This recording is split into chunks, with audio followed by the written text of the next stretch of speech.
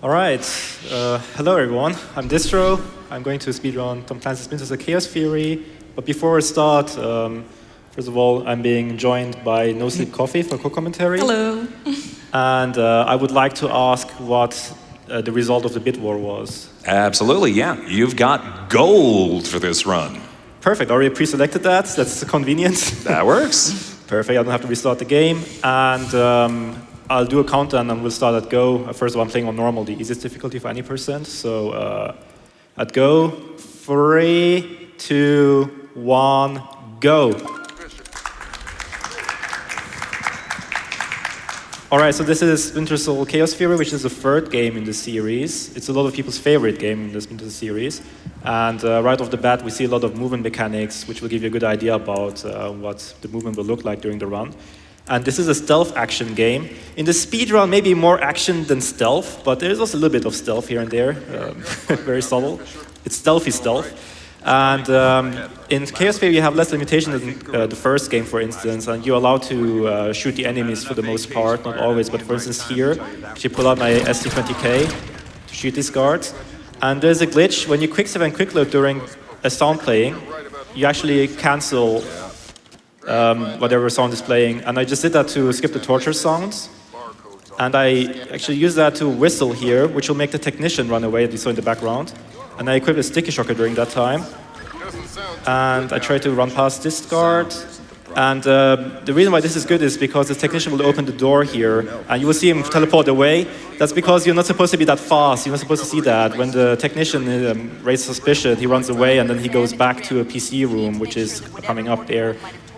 And depending on how my movement was, I might have deloaded his AI, or he might be glitching up, we'll see. I got it. You see him. Oh, actually, I didn't get it. That's fine. I'll just do a backup. There we go. Yeah, sometimes he just doesn't do anything anymore and just glitches out. Now over here, there is a hidden zip line, which a lot of people don't know about. But if you shoot this blowtorch, you can actually go through here. And fun fact, this only works with low FPS. And this is the lighthouse coming up. And this is the end of the level. I have to get an objective where I get information on a ship called Maria Narcissa. And you can either interrogate the guard that you see on the left there, or you wait for his dialogue to start and you listen to it. But I quick load his first two lines and then whistle to cancel out the third one. And once you get through the third line and skip that, it counts as objective completed. Now for the end of Lighthouse, I will have to shoot this guard with the sticky shocker. We will explain that soon. Actually, I missed. Let me try again. There we go. Turn off the light, and that's the first level already. Now we're here. This is cargo ship. I whistled and took a specific path. Oh, they actually saw me. Let me try that again. Whistled and took a specific path. And if I did this correctly, I actually get a glitch. Let's see if I got it or not. Yeah, it looks like it. You see the guard on the bottom there. His AI is glitched out. His eyes are closed, so he's like, I'm hearing something, but he doesn't actually see me. It's a bit funny. And I will hand over the commentary to Coffee here. Exactly. So since we're doing any percent, we're going to ignore the secondary objectives. And right now, Fisher is like talking about the secondary objectives. We only do the primary objectives. And now Distro tries to do a trick jump here. And he succeeded. Really great. And now, in the next room, before he enters the vent, he will whistle in order to distract the operating guard that is on the next side on the pump generator. He's on top of it. And if he succeeds, he will just walk around and Distro will be able to walk through without being noticed. Yes, you can see with the thermal vision, the guard. Is he moving? Oh. He is. Okay, yes, you may continue, Coffee. Exactly. Well, right now we'll see if he'll succeed. And then also in this room, he will skip a very big part of it, actually. Let's see, yeah. Okay, great. Yes, and because he turned off the pump, there's no more water and he can enter the next rooms because before it was flooded and there was no possibility for him to enter the rooms. Yeah. For the next part, we'll have to go to a room where there's a vent Usually? No, there's not a vent. There's a gas leak. Oh yeah, there's the gas leak, exactly.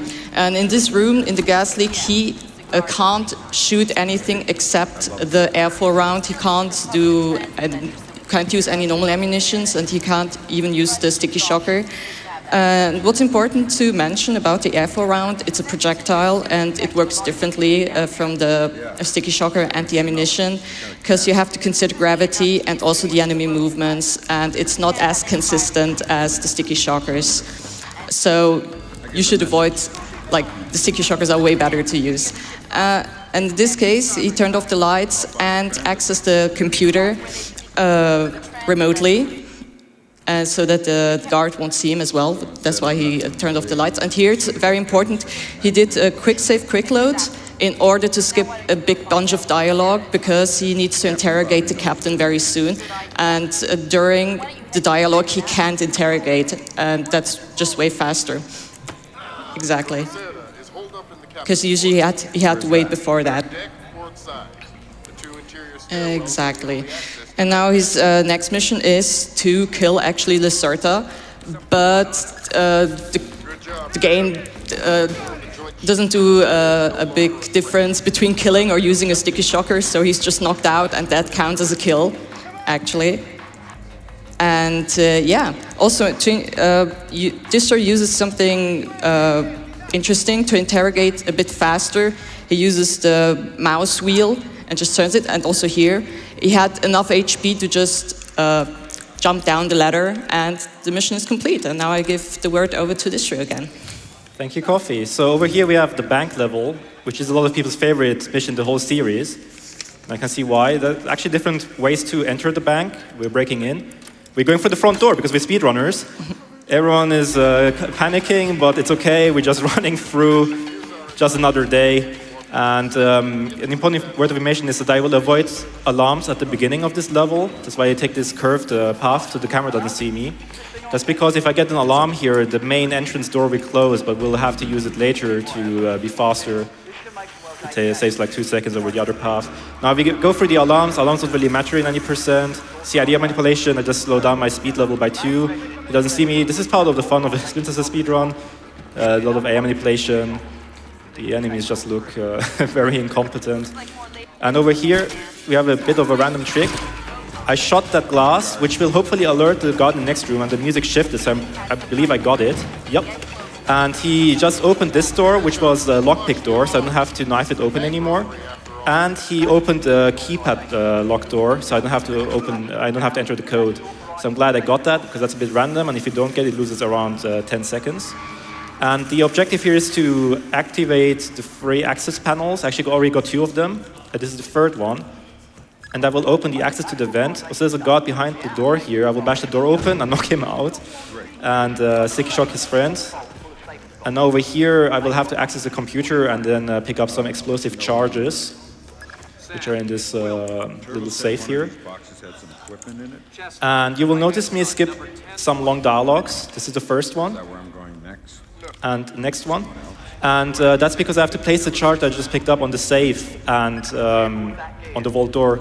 And I can't do that until a certain part of dialogue starts. And over here we have the first lockpicking sequence. I just have to tap the same buttons in everyone, but I have to just memorize them. And when the light flashes green, I know I'm good to go to get the next inputs. And I'll bring it to the vault, steal a bunch of money, also get the mission objective. And from here until the end of the level, we have time for a few donations. Sure thing. Yeah, we've got plenty coming in here. It's great to see. $250 from Festus saying, had to donate during Chaos Theory, one of the most formative games of my childhood. Not only a great game, but also the game that introduced me to Amon Tobin and helped shape my music taste. Thanks to everyone involved for running such an entertaining event. We also have $10 from Vahisht, saying, could not miss Sam Fisher recognizing a finite state machine when he sees one. What a Chad. Good luck, Distro. Wait, that's weird. What? Keep a few coming, two more. Sure. We got $20 from Director Music saying, always great to see Sam Fisher going quick for a wonderful cause, especially when Distro's around. Best wishes to GDQ and most importantly, Distro. Hoo-hoo. Yeah, it's a running gag for Splinter Cell 1. Got it. I also forgot to mention I had to use the pistol secondary function to disable the laser on the safe, because otherwise when you go out it will be activated and the guards will be rushing you, I will probably die. So in the beginning of the level I skipped the 3 guards, and now I'm just in the dark, didn't see me.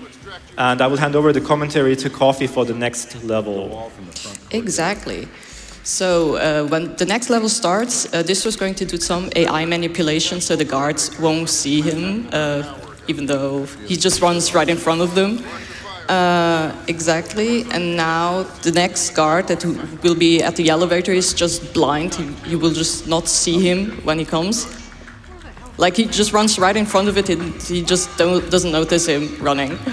Okay, and now there are multiple ways to do this section actually, but the fastest is to go up this ladder and then just go as far till the lights turn off. That means the elevator is going to work and we go back to the elevator. And yeah, just take the elevator. And here I have time to explain a bit of the weapon loadouts in this game. There are actually 3 different types of weapon loadouts. That means sets of equipment you can equip before the mission starts.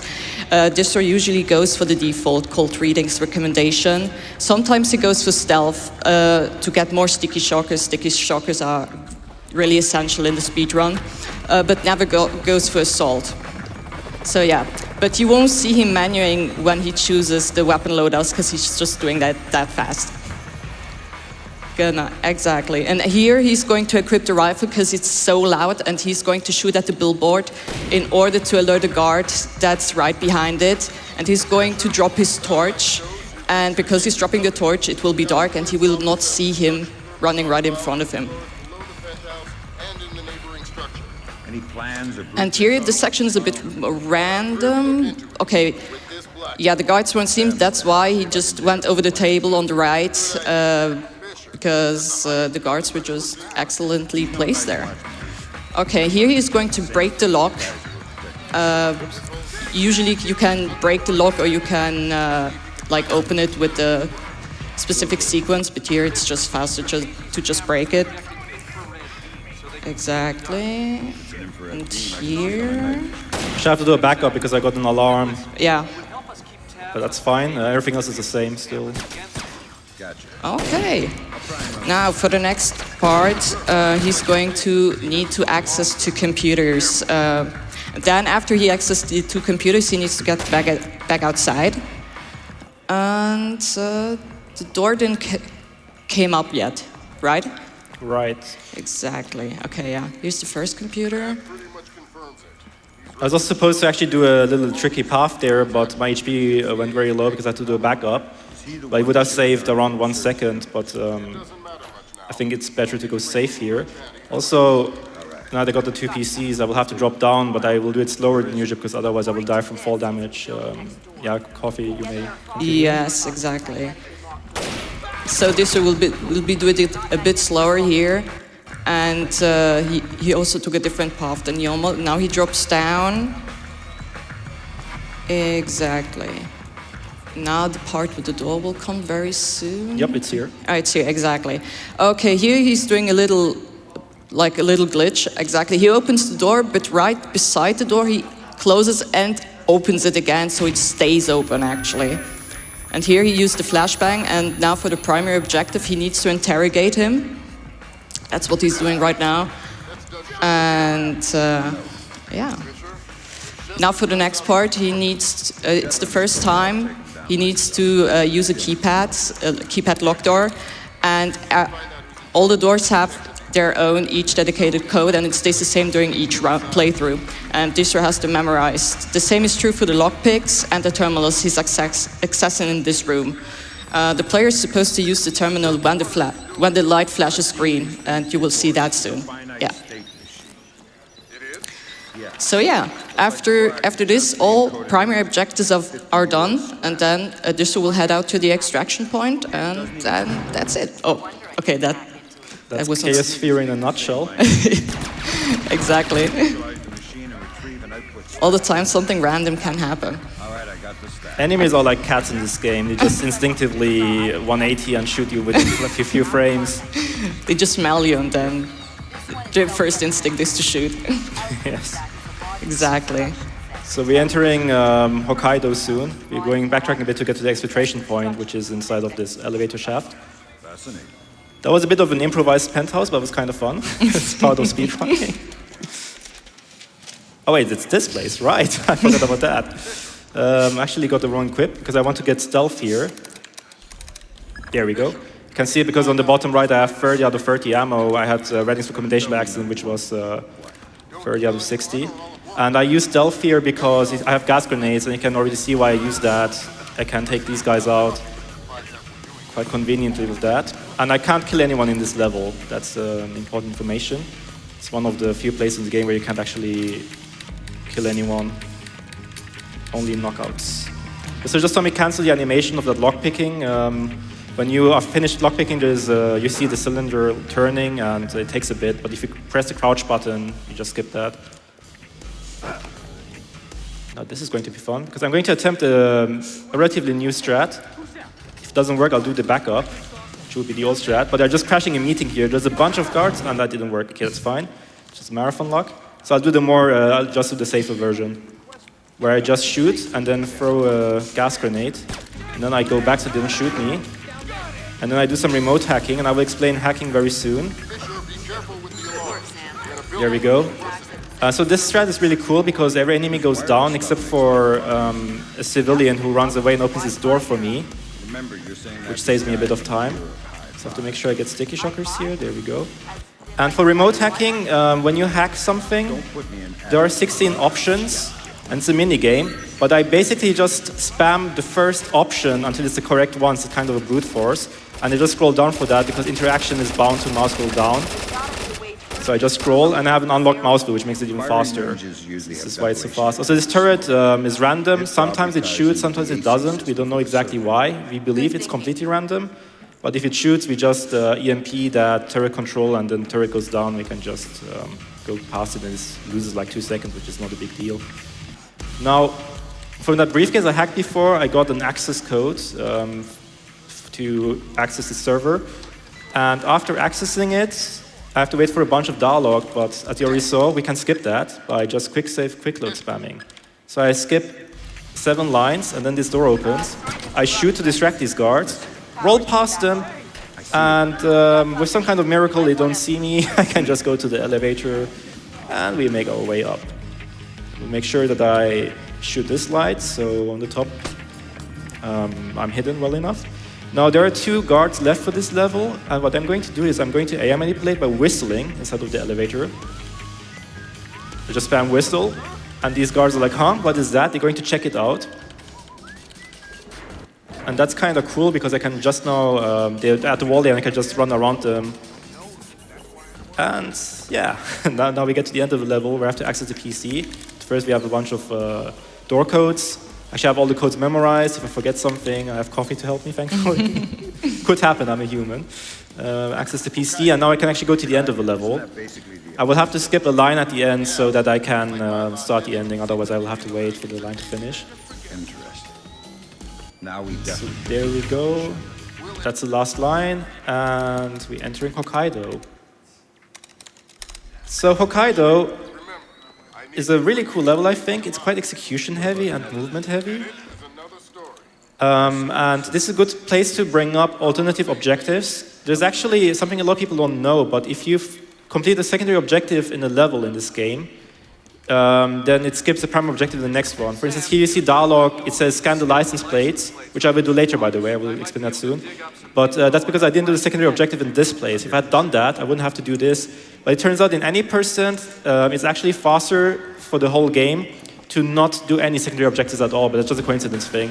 Theoretically, it could have been faster to skip an objective to the next level, it just turns out that it isn't, at least to our knowledge. And you will see a lot of my aim manipulation in this level. I run past these guys, they don't see me, they hear me, but they don't see me. And same thing going on here. And actually, something a lot of people also don't know is that you have to take out Milan Nedic in the meeting here, which is to the right. But you will notice I actually don't go to the meeting at all. And if you're wondering why you have to take him out, you're correct. But something a lot of people don't know is that Nedic will actually come back at the end of the level. If we just continue, we don't have to go to the meeting.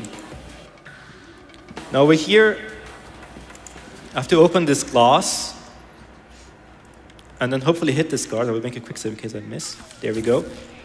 And then I can just run past here. There are a bunch of guards to my sides, but it's fine. I turn off the light here, so this guard doesn't see me early, because otherwise I would potentially die. But like this, I can just run past him, shoot the glass, speed things up. He shoots me a few times, but that's fine. He's mostly a stormtrooper. I don't need my HP. Now over here we have an in-game sequence where Shetland, which is an NPC, basically one of the main characters in this game, talks to another NPC. But if you make noise, then you speed things up, and they're warned, and you can just... We have to wait a bit here before you can open the door. And we are at the end of the level again, which is also the beginning of the level, which is kind of funny. But I was talking about Nedich, and yeah, he's right there. Sticky shock him, counts as a kill for some reason. Now we scan the license plates. Those are the same cards as before.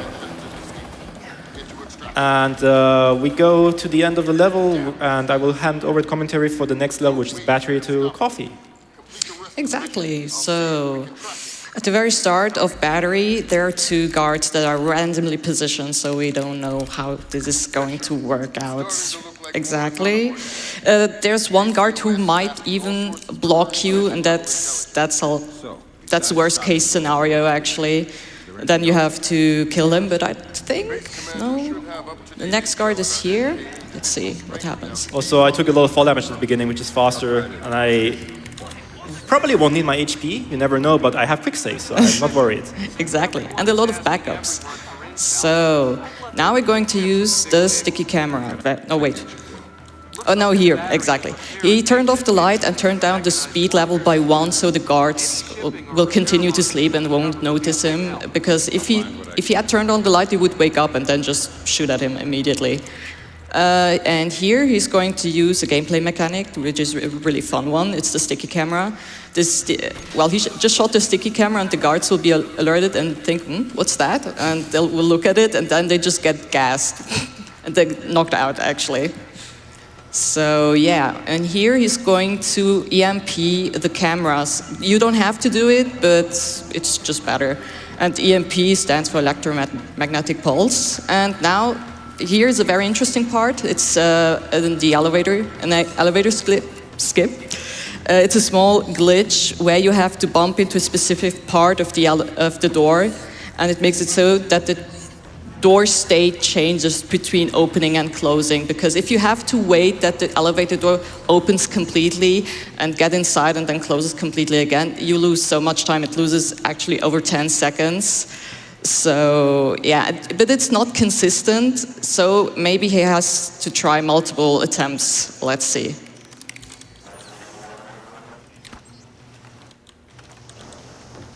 Oh, first try. Oh, wow. First try, nice. Really good.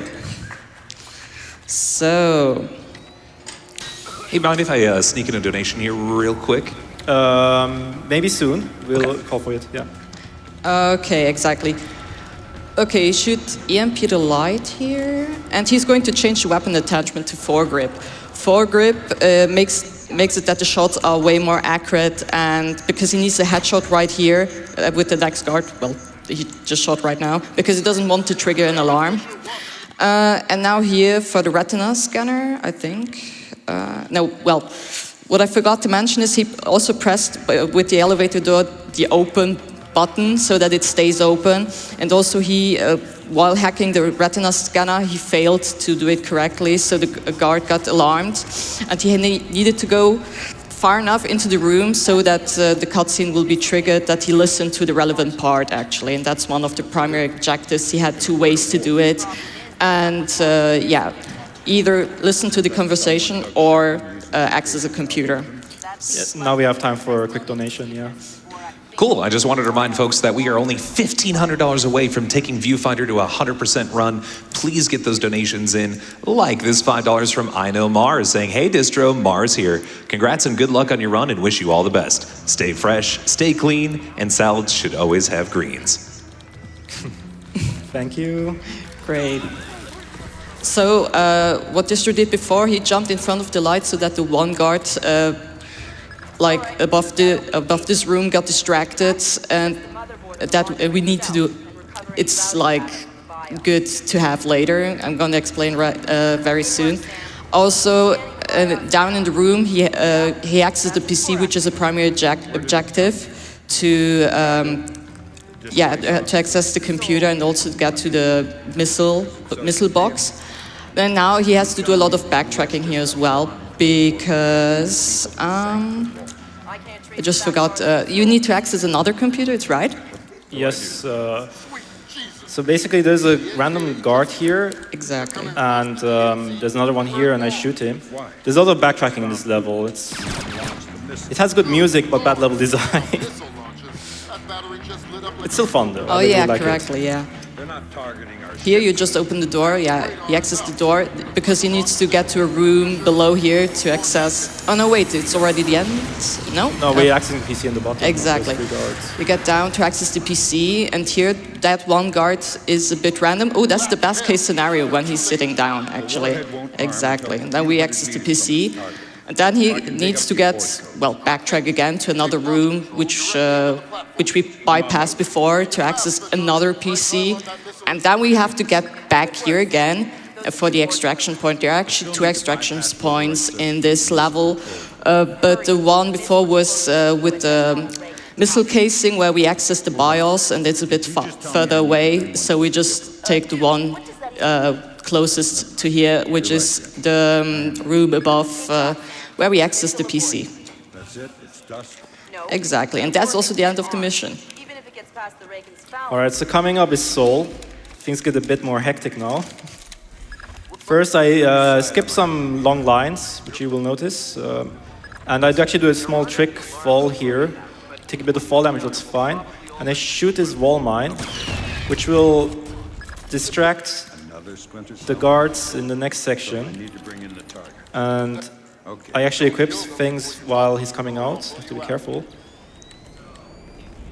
I have to interrogate him. And this other guard hopefully doesn't see me. And yeah, the reason why I skip dialogue is because I can't interrogate this guy until What's going on? the dialogue is done. So I just skipped a bunch of long lines, and by the time I grabbed the guard, the dialogue finished. So that's quite Go by her convenient. definition of old. And over here, we have a small little trick. We just bounce a smoke grenade off the neon sign, and the neon sign gets destroyed from the collision. That's actually intended. But smoke grenades are quite overpowered in this game because they really cover you well. They actually go through walls even. And the idea was here to make the smoke grenade distract this guard, and I just sneak past him. There's a bunch of guards here, they don't see me. It's completely fine. And now we get to a random part. There is a guard right around the corner here, and then 2 on the bottom. And I have to airflow around the guard that's right in front of me, and hopefully the other guards won't be alerted, which is a bit random. We'll see what happens. Okay, looks good. Now over here I throw a smoke grenade, and it will hopefully cover me, so these guards don't see me in the bottom. Enter the door code to open this, get the drives, which is a mission objective, and yeah, these guys don't see me because of the smoke. That went really well, because that's one of the scariest sections of the speedrun. Now, there are 2 guys in the elevator. Actually whistled to open it earlier. Oh. Yeah, airflow runs are a bit inconsistent, so that happens from time to time, unlike sticky shockers. Now, over here, I will equip, because the elevator ride is always convenient for equipping. And I skip dialogue so that the next cutscene starts early. I skip through it, but we get to the second part of the level. You see this drone with the red light there, and I try to avoid that, that the light touches me basically. If it does, the drone will shoot me, which we don't want to happen because there's really no way to escape that, no good way at least. And you can actually shoot wall mounts with gas grenades, which is quite convenient, and I make use of that here. Then I swap over to frag grenades. I do a little trick jump here. Oh, got it first try, nice. And now this is really fun. I just do some 2 quick grenades, there's actually 3 guards, and I make them all go flying. So it's kind of fun. Yeah, the guard there, and that one up there. It's just 2 grenades. And if we hit this another gap jump, don't be afraid that I will be very low HP now. That's okay. Or that, but that's intentional, or at least it's faster. I should be fine. This is the guy behind the door. I equipped while he got in front of the door so I could bash it open. I will negate fall damage here. It's a precise lineup, hopefully I will get it. Here we go. I would have died otherwise if you look at the HP. And over here there are two factions fighting each other. There's the South Koreans and North Koreans. There's only 2 soldiers for now. I wait for this guy to go down, and then this one is scripted to go to the side. I just knife him from the side, which is faster. Basically, when you go from the side, always knifing is always faster. Any other angle is knocking out faster. So here, I slowed down my speed by 2. It's a bit tricky. There are actually, again, 2 factions fighting each other. 3 guards to my right, and then another 3 to my left, with this little twist to that. Because one of those 3 is actually a tank. Wait, let me get this guy. He's in a bad spot. There we go. And for the tank, whoop, he's looking at me. If he looks at me too long, it will instantly destroy me. But Metal Gear was evaded successfully. Wait, wrong game. That doesn't matter. We'll go on.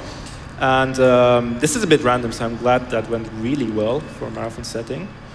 And we're approaching the end of the level slowly. But first, there's a section with a bunch of guards and neon signs. And it turns out you can just shoot this neon sign, then drop down here, just roll around, they don't notice you, slow down your speed by 1, just walk, they don't see you, access the PC, go full speed, run away, you're just too fast, they can't react fast enough to take you down here. And then again there are more enemies, again the tank on my left, but I stick shock the guy to my right, wait until the light turns off. And I have to go here to trigger some dialogue, and I just skipped the longest line, which was the first one. Here I make sure the tank doesn't see me or shoot me, neither do these guards. And the reason why I skipped the dialogue before is because I have to launch dialogue here, and I can only do that after all the dialogue is over. But now, these are the ending dialogues of the level, and I just skip through them. Throw a smoke grenade here, so these guys on the bottom hopefully don't see me. 2 more lines to be skipped, and Baho is coming up, and I'll hand over the commentary to Coffee again. Exactly. So the bathhouse level, it's a very infamous level for those who have played Splinter Cell. It's a very difficult level, especially to 100% it, especially on expert. But in the speedrun, it's a lot of run and gunning. So in the beginning, there's not a lot of tricks coming on. Yeah, he just run through the level and knock out as many enemies as he can. Like here, he's going through the vent, well, crawl space rather. I got a bit unlucky there, actually. I normally have full HP in this scenario. Oh yeah. Exactly, shoots this guy. The next section. Knock, knock. Knock, knock. Hello, wakey, bakey. Okay, opens the door here. This guy just didn't notice him because the lights were turned off. This guy just got shot down, the other one as well. We go up the stairs. Let's see. I think that one is a civilian, so we don't do anything with him, and he also just completely ignores the situation. And here, he remotely accesses the computer to remote access it. And now we get back down, we're going to backtrack, and let's see. Okay, there's a random guard here, but he was in good position, so could just run through. Oh, okay, great. This guy also didn't see you. Just run through. Okay, shut down the light. This guard didn't see him as well, even though it's not that dark, but anyways. I will actually heal here as a backup, because my health is dangerously low, especially for a marathon setting. No reason to go super risky here. Oh yeah, better to go safe than be sorry later. Correct. Exactly, okay. And now here, it's very close, I think, to the vent. Oh no, here's the turret, exactly, okay. So here it's important, yeah. He sticky shocked the guard, and here with the turret, he waits till the turret is rather at the far left or far right to just bypass it, because the turret is very dangerous. And you're gonna lose a lot of HP if you just run through it. Okay, and here, sticky shock the one guy, and here's the vent. Okay, here, this was going to quick save, quick load to skip a lot of dialogue, and we actually have 1 minute time for donations, so I give the word over to the host. Okay, yeah, friends. We are getting so close to that 100% viewfinder run. We are less than $250 away, thanks in no small part to this $1,111.10 donation from 1111111, saying less than 3, greater than 3 equals 3. Thank you for your donation. Can we have an applause for the donation? All right, keep going. We also have $10 from Dangerous, saying, glad to finally see this game in a mainline GDQ after too long. Good luck, Distro and Coffee, on the commentary. I spent an unhealthy amount of time on this game back in the day because I loved it so much. Ironside for life. Chat, keep donating for the Pet the Cat incentive or viewfinder, because cat, like, come on. And understanding that, by the way, friends, for that cat incentive, it is $500 for each pet of the cat. Right now we're at 22K, which means we get 44 pets of that cat towards the end of the run. We have some time on that, but we need to hit that 10K incentive for viewfinder before that run begins. So folks, get those donations in. All right, so what we just witnessed, we were just observing Shetland. He was actually an ally, but now we found out that he's kind of a dick, and now Fisher has to kill him. So yeah, here now, this whole section will be random, actually. The guard's positioning will also be random, and he used a smoke grenade, I guess. You just used a smoke grenade? Flash grenade? Ah, the flash grenade, exactly, to bypass it here, and it worked out perfectly. You had no problem here. So yeah, and also here with the wall mine, which is interesting to say, if Distro has an equipment drawn out and walls forward, the wall mine won't be triggered and it won't explode. Exactly, and here there are 3 guards next. The behavior is again random here, but I think it's a good case scenario, no? Well, there are 3 bombs, and whenever you defuse a bomb, there's different guards spawning, but I have to see where this guy is positioned. He's usually on the stairs, and if he is, that's good, but we'll have to see. Yep, it's good. Exactly. Oh yeah, with this, okay, with the second bomb takes a lot more time to be defused. It's very strange, because the first and the third don't take as much time. And Distro says, maybe Fisher is trying to solve a very complicated Rubik's Cube right now. That's why it takes so much time.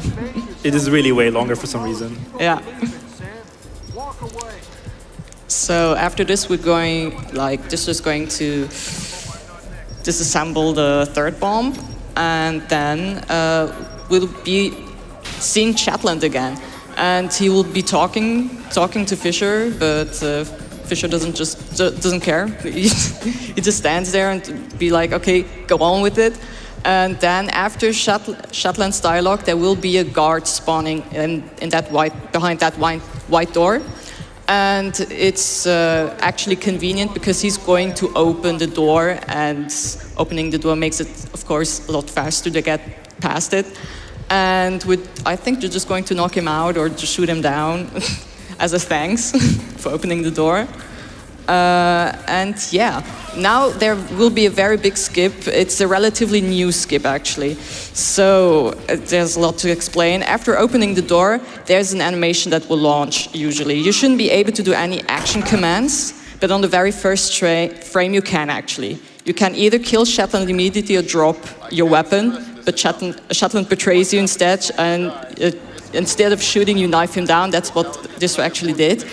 And to explain this clip, you just buffer your inputs and skip this whole entire thing. Yeah. It's actually faster to shoot him, but I went for the slower option, which looks funnier, where you just tap the door. Now we enter the last level. You may have noticed I equipped next to guards, and there was actually a camera seeing me, and I got an alarm. That was on purpose, because this is actually the only level where the alarms matter. I want 4 alarms, which is the maximum state. And something I think some people don't know is that any secondary objective gets cancelled if you have full alarm state. And that's what I actually want here, because I will have to skip less dialogue later. So it saves a little bit of time to have full alarms here. So here I airflow around the light, and then this guy to interrogate the hostages here. Sam, we need And I have to make my way down, and Speed things up. I'll again be taking a lot of fall damage, but that's fine. It's just calculated. It's part of the speed run. But it's way faster, and we're gonna go fast. And now over here, actually not allowed to kill any enemies, but also over here the enemies have non-lethal weapons, less than lethal. And what that basically means that is when they hit me, I don't die, but I go unconscious, and then they interrogate me, and I will have to revert to my quick save, or I can just play for the sequence, but the sequence is very, very slow. In the speedrun, that's not really an option. But it's a bit annoying if you get hit by them, because you can't revert until... basically, the screen fades to black, and you can't revert until the next screen starts. It takes a few seconds. I believe you lose 7 seconds when it happens. Now, I should hopefully get 3 alarms. Okay, and now I want this camera to see me, so I get 4. There we go. And I'm entering an event where I will be skipping a bunch of dialogue, and because I have 4 alarms, dialogues related to the secondary objectives are skipped entirely, which saves time. And we have time for donations during this part. Probably not. Damn it, Fisher. Sure thing. Yeah, we got $15 from Splinter saying thank you to AGDQ for this incredible event as always, and good luck to the undisputed god of Splinter Cell speedruns. Keep it up, Distro, and much love. We also have $50 from Security Contractor that says, what do you mean the perpetrator just ran in from the front door? Wait. Okay, we have time for 2 more. 2 more, got it. We have $10 from Chirp saying, always love to see Sam Fisher not being a subtle and stealthy agent in his sneaky boots when in control by none other than Distro himself. I'm extremely happy to see SC making it in here, and let's hope for some more Fisher action in the near future right here. Coffee, you're doing an excellent job, by the way, so far, and so are you, Distro. Love your salad face, and let's hope for no soft blocks. Wish you all the best, and thank you, GDQ, for hosting this amazing speed game ran by an awesome speedrunner. All right, first of all, thank you for all the donations. You guys are amazing. Also, thanks for all the compliments. I saw great Coffee on the great commentary. She's doing good. And over here, I will have to equip a bunch of things. And we're approaching the end, so we have time for 1 or 2 quick donations still. Sure thing, yeah. And as a reminder, friends, we are less than $150 away from getting that 100% upgrade, but we need to hit that, friends, before the game begins for Viewfinder. So please get those donations in, like this $10 from Willpower saying, is this a video game, Fisher? 1 more. And $10 from KDE 2013 saying Splinter Cell was one of my favorite games growing up on the original Xbox, and I'm so excited to see it get destroyed. Best of luck on the run, Distro. Donation goes to getting the Viewfinder run extended. All right, very nice. Thank you. So we're at the end game now. And there are a bunch of guards here. Hopefully I will get the mine. I will take them all out. There's actually 3 of them, but not anymore. And I turn off the laser grid, and over here, I will EMP the turret. So I should have mentioned when I actually had touched the laser, one of the turrets would have shot me and I would have died. Yeah, no, I still have 2 guards. And I have to place an explosive charge now on this server, and I will detonate it at a specific time. I actually time it in a way so that I can pass by the last 2 guards. Let's see if I can get it. They will come around the corner, I will slow down my speed. They should not see me. I will just roll, hopefully they will not see me. Okay, good. So, now we're at the end dialogue here. And I just skipped through the lines, which saves a bit of time with animation. Now we have time for 1 last donation. Sure thing. We have ourselves $50 from Dingo Slayer saying, is someone moving around out there? Who? I don't know who, that's why I'm worried. Check every corner of your house for Sam Fisher, just in case. Thank you for your donation. All right, thank you very much. So this Admiral will now hurt himself. We'll try to save him, stabilize him. And now I have to go to him. And yes, then I'll just have to help him and then make the glass explode. And then at some point, the screen will fade to black or to a mission complete screen. And that's when time happens. I'll call it in time. And I would like to use the opportunity to thank GDQ for accepting the run. This is very huge for the Splinter community. Also, shout out to the community, of course. Any speedrun community, I think they're all amazing. Also, thank you to Coffee for the great commentary. I appreciate it. It was very helpful. Thank you for letting me commentate for you. Of course, of course. We're over 100. I think the run was great fun. I hope you enjoyed it too.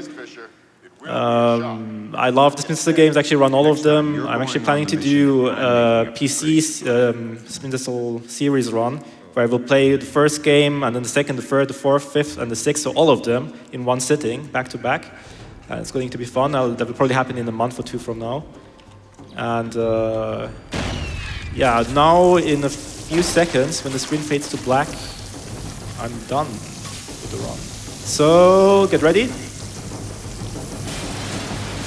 Time.